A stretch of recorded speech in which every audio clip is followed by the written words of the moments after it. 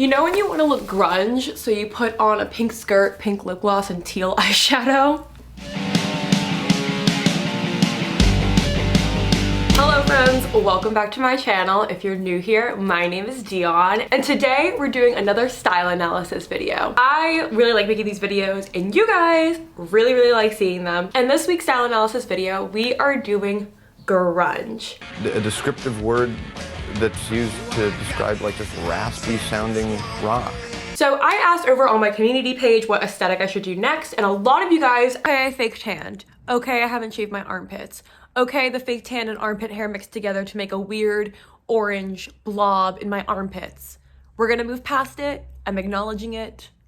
Sorry, I can't be perfect, mom. After the Rockstar Girlfriend analysis video, wanted me to do grunge, which I was totally happy to do because I do love rock and roll history and I do like grunge. So for this video, I'm going to go through a brief history about grunge music and how that influenced fashion and sort of the tenets of grunge fashion, celebrities that embody the aesthetic, and how it's manifested into modern times and kind of morphed from the 90s Seattle grunge into now, and how you can thrift the aesthetic. So if you are into style analysis videos and secondhand fashion, please make sure you subscribe to my channel. I do post videos every Thursday. Without further ado, let's get into it. And because I know some asshole in the comments is going to say this, Smells Like Teen Spirit, Lithium, Come As You Are, Heart-Shaped Box, and Rape Me. I do have a Nirvana's Greatest Hits CD in my car, and you guys all can suck it.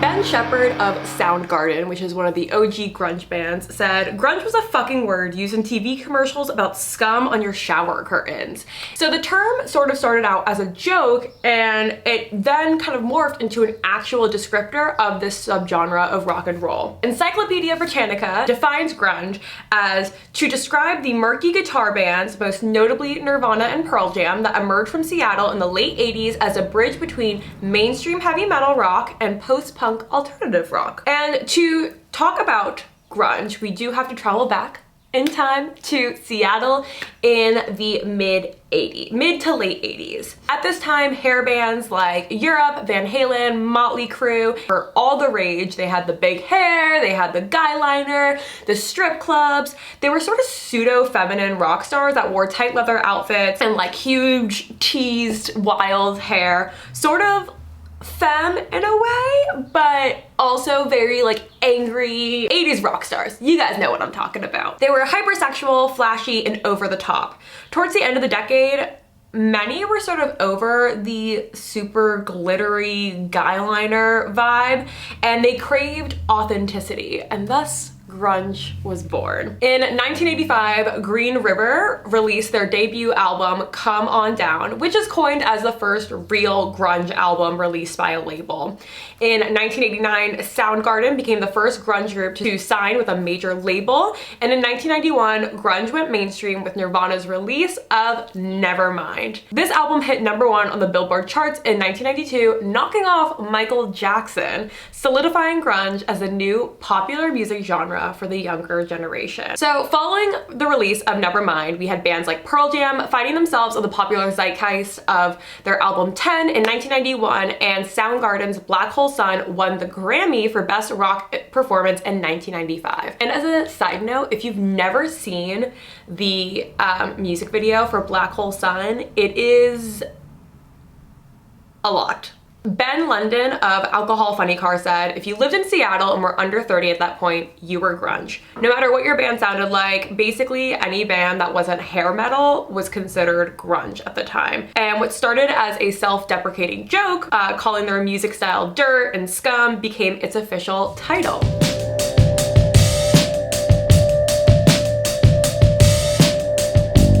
So I just found this music commentary channel, A Girls to Sound Sense, and they have a whole video on Tina Bell that is about 12 minutes long. I will link it down below. Really interesting, really helped me out with this portion of the video. So Tina Bell was born and raised in Seattle, and in 1983 formed the band called Bam Bam. According to the Seattle Times, the legacy of Bell, a black woman, has often been overlooked in a genre typically associated with long hair white guys. She was sometimes the victim of racial attacks while on stage, but was still popular among local audiences. Kurt Cobain actually served as a roadie for Bam Bam and was a huge fan, which I think is like so cool, and I had no idea until I started researching this video. Bam Bam continued to make albums in the late 80s and early 90s, but they simply weren't getting the same recognition in Seattle as the white male-led bands like Nirvana, Alice in Chains, Soundgarden, etc. Tina Bell left the band in 1990 and passed away sadly in 2012 due to liver failure, kind of caused by alcoholism and depression. But too often we overlook black pioneers in music history, so I want to thank the person that commented on my Rockstar Girlfriend aesthetic to challenge me to look for diverse representation in these aesthetics, especially when they have to do with rock and roll music, because I learned about Tina Bell and I get to educate you guys on Tina Bell.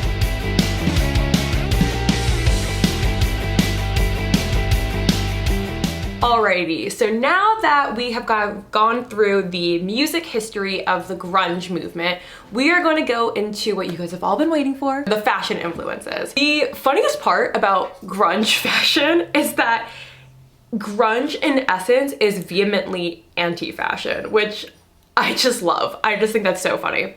Members of the grunge movement in Seattle actively rejected fashion and tried to be as disheveled as possible. The more they rejected it, the more popular it became, and that ended up ushering in grunge as mainstream music and a mainstream fashion style of the early 90s, even though people in grunge were actively rejecting mainstream society and all of that. In attempts to make no statement at all, grunge became a statement in and of itself, which for a fashion aesthetic, I just love, because I think it just speaks to like fashion as an art form in general, that like even when you try so hard to be like, I don't care about clothes, I don't care about fashion, you inevitably end up actually making a statement. What is that? It's Eddie. Huh. Eddie Vedder. In Pearl Jam? It's cool, huh?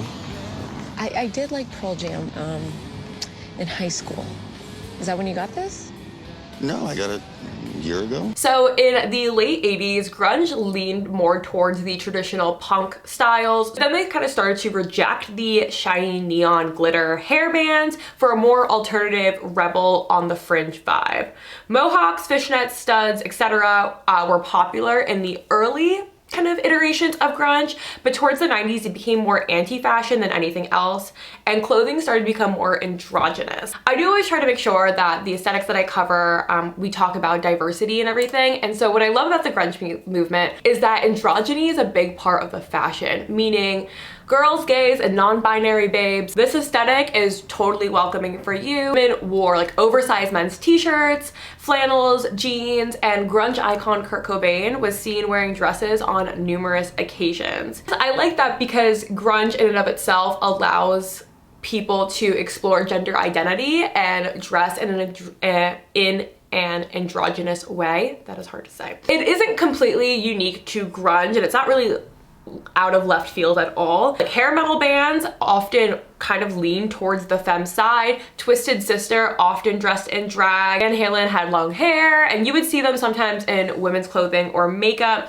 especially heavy metal bands like Black Sabbath or Motley Crue were often seen in lipstick and eyeliner and everything. While men tended to grow their hair long, women went for shorter pixie cuts, being male presenting but wearing a dress and having long hair, or being female presenting but having short hair and wearing men's clothes. Like I love that. I think that's so cool. It was all about baggy clothing for all genders. Loose fitting pants, extra large tops, oversized sweaters were the byproduct of grunge. And what's interesting is that it initially came from these musicians were broke and couldn't afford well-fitting clothes, and so they were getting their clothes from the dumpster, from the thrift stores, from charity. So because of that, dressing disheveled and tattered became a trend, and in the late 90s, the first pair of pre-faded and pre-ripped jeans were sold in stores. Every boomer watching this is like, Why are you buying jeans that are already destroyed? Blame grunge, honestly. Traditional grunge celebrities include Kurt Cobain, Courtney Love, Taylor Momsen, Drew Barrymore, Ben Shepherd, Dave Grohl. And according to Elle magazine, when I looked up like celebrities who are into grunge, they said Alexa Chung, Sienna Miller, Gwen Stefani, Willow Smith, Daisy Lowe, Cara Delevingne, Kate Bosworth, Rita Ora, Kristen Stewart, and Miley Cyrus were also grunge. I'm not sure if that would be the label I would choose. Yeah, take that with a grain of salt. And we saw grunge infiltrate the pop culture, not only in stores and in just fashion trends in general, but in movies like The Craft, Clueless, and Mean Girls, we saw grunge styles featured. Like, the way I feel about the Rolling Stones is the way my kids are gonna feel about Nine Inch Nails, so I really shouldn't torment my mom anymore, huh? Designers that I feel really kind of give way to the grunge aesthetic include Vivienne Westwood, which is obvious because she started in a very punk rock designer era, Marc Jacobs, YSL, Alexander McQueen, and in 2013 YSL and Dries Van Noten tried to bring grunge back, which I think we did see, especially like on Tumblr already. So the main points of grunge fashion: faded, acid wash, baggy, and ripped jeans. That is a key point of having like a grunge aesthetic, or just like a thicker, tattered, baggy pant. Oversized flannels and band tees, that is kind of a duh. I feel like band tees can often look, and flannels together can often look like a caricature of traditional grunge, like you're trying very hard to be grunge, which is the opposite of grunge. Facial piercings like nose rings for women or an earring for men, androgynous outfits, so men wearing dresses, women wearing men's clothes, etc. Beat up sneakers and combat boots, messy, greasy hair, smudgy makeup, most notably kind of like the eyeliner, no mascara, brown lipstick was a classic 90s grunge makeup look, which ended up becoming sort of the signature 90s makeup look.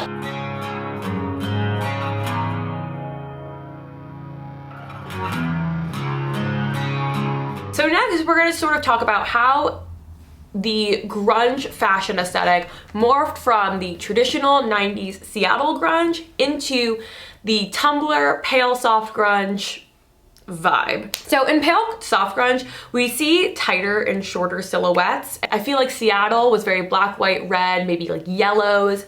And with pale soft grunge, we have these like, it feels like has cleaner lines and it's just cleaner in general. The pale soft grunge aesthetic looks a little bit more refined and less dirty and disheveled and a little bit more put together and intentionally angsty. So you still get that teen angst vibe off the pale soft grunge aesthetic, but it's not as dirty or grungy. Women's clothing seems to be more sexualized in the pale grunge aesthetic, and sometimes it's still androgynous, like wearing baggy pants or men's t-shirts and stuff, whereas the pale grunge boys were seen as soft, but you don't see them in like dresses or women's clothing as often as you would during the Seattle grunge fashion movement. I feel like the pale soft grunge gives off a more vulnerable, sad vibe rather than the angsty Seattle vibe of the 90s. Less about raging against the system and more about being like depressed about the system. Pale soft grunge had more dainty pieces mixed in with traditional grunge outfit pieces. I feel like it's just more broody and less angry.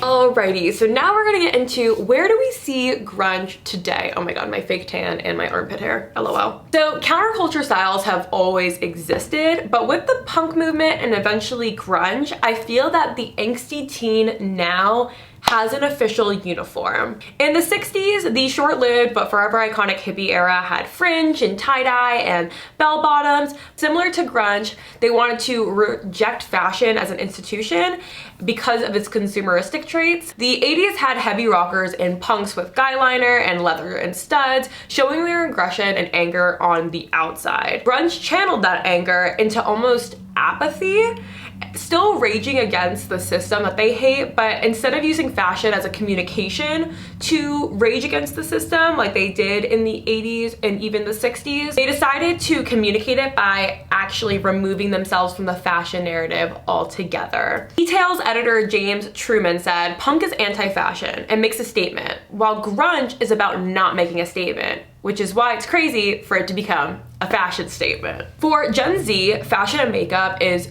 so ingrained into how you express yourself. Just look at Euphoria and all the experimental makeup trends and fashion trends it sparked. I mean, I'm wearing teal eyeshadow. I absolutely love like matching my makeup to my outfits and that type of thing. And with teens being more expressive and experimental with their makeup and clothing, grunge is still there in like the e-girl gamer chick and in like the Sylvia Plath reading Smiths listening to Soft Boy. I feel like since its spawn, grunge never really left. Maybe certain pieces of it have modernized, like we saw in the pale grunge aesthetic, but grunge remains a safe fashion haven for the angsty outcast. The traditional essence of grunge, I would argue, is still alive in today's teens. People call it alternative or e-girl or emo or pale grunge or whatever, but it's still there. When there's culture, there's always going to be counterculture, and grunge will always be an easy and accessible uniform for the next generation of angry youth to emulate. I do really like the fact that because grunge is vehemently anti-fashion and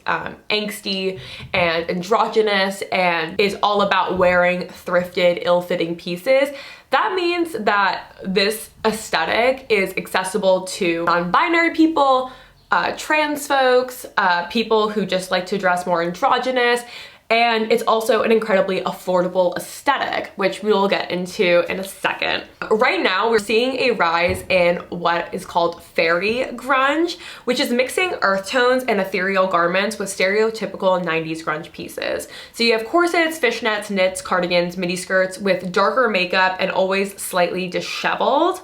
Other people call it Twilight or like Elena core from the Vampire Diaries. And I really like this aesthetic, and I don't know. Comment down below, should I do like a whole style analysis video specifically on fairy grunge? Is that too niche? I don't know. But I did really like looking at fairy grunge stuff when I was researching for this video. Alrighty, the final part of this video, how to thrift grunge. So like I said, this aesthetic started out in the thrift store and is still there today. So it's really easy to emulate. If your outfit is ill-fitting and ripped and disheveled and doesn't look good, you're doing grunge right. Most people will have like light wash or acid wash denim, oversized tees, a denim or black jacket, and boots. And after that, I feel like it's more about the attitude than finding specific pieces. Playing with types of makeup and eyeliner, I feel like will sell the grunge look rather than just doing like acid wash denim, a band tee, a red and black flannel, combat boots. Like I feel like that is so caricaturized that it doesn't feel like genuine grunge. The style is about rejecting fashion, so looking too refined and having too many accessories, it's not very necessary, but like a chain belt or a studded belt I feel like wouldn't hurt and kind of drive the point home in a subtle way. Playing with tulle and other hyper feminine styles I feel like is a really good way to spice up your grunge outfit and sort of make an ode to Kurt Cobain, because grunge wasn't only about wearing black and flannel, and I feel like that's kind of the main point that people took from grunge, but it was so much more than that in a style and so much more exciting than that. Lace and florals were often featured a lot in the original 90s grunge look. I really like sort of the granny florals that Kurt Cobain would wear and the lace slips of like Courtney Love. I just feel like that juxtaposed with the stereotypical grunge pieces of flannels and jeans just actually makes it look more authentic and less like Forever 21's Halloween costume of what a grunge person should look like. Usually during this part of the style analysis video, I will give you like specific pieces to look out for, but I feel like with grunge, I wouldn't suggest to look for specific pieces. What I would suggest if you really like the grunge aesthetic is to create like a mood board on either Pinterest or Tumblr or Instagram or whatever, and pin and save the grunge styles that you like, and then when you thrift, go through it. That way you're getting more of the vibe rather than buying specific pieces, because again, grunge isn't about buying and fashion and copying. It's about authenticity, looking disheveled, and rejecting fashion. And so you want to look for more of a vibe and an attitude. You're trying to shop a vibe and an attitude more than you're trying to shop a specific piece. I feel like this will help you focus less on copying exact outfits and help attain the essence of the style that you're trying to communicate, which is youthful, angsty, sort of apathetic, and very countercultural. And if you're copying someone's exact outfit, it's not very counterculture and authentic of you. All right. Thank you guys so much for watching this video. I really do hope that you enjoyed it. I would love to know how you think grunge has manifested itself into modern times and where you see grunge to evolve. I think the next iteration of grunge is going to be fairy grunge for sure, so definitely leave a comment if you do want me to do a whole in-depth style analysis video on fairy grunge. I also want to say that I know grunge means a lot to a lot of people, and so if I did miss anything in this video that was very significant to the grunge movement, I do apologize. Again, this is a fashion analysis video, not so much of a music history video. I did try to do as well as I could to make a well-rounded video in order to include the most important parts of grunge. If you want to mention more sort of tenets of grunge or putting your 2 cents down below, like, I want this to be a conversation. I'm not the encyclopedia, I'm not the end all be all on the grunge movement. So if you know more than me on grunge, you think that I missed something that was really key, definitely leave a comment. And as always, make sure you give this video a thumbs up. It really helps out my channel. And if you do like my style analysis videos, definitely subscribe because I post videos every Thursday. Follow me on TikTok and Instagram because I post content there every single day. With that, have a happy, happy day. Bye.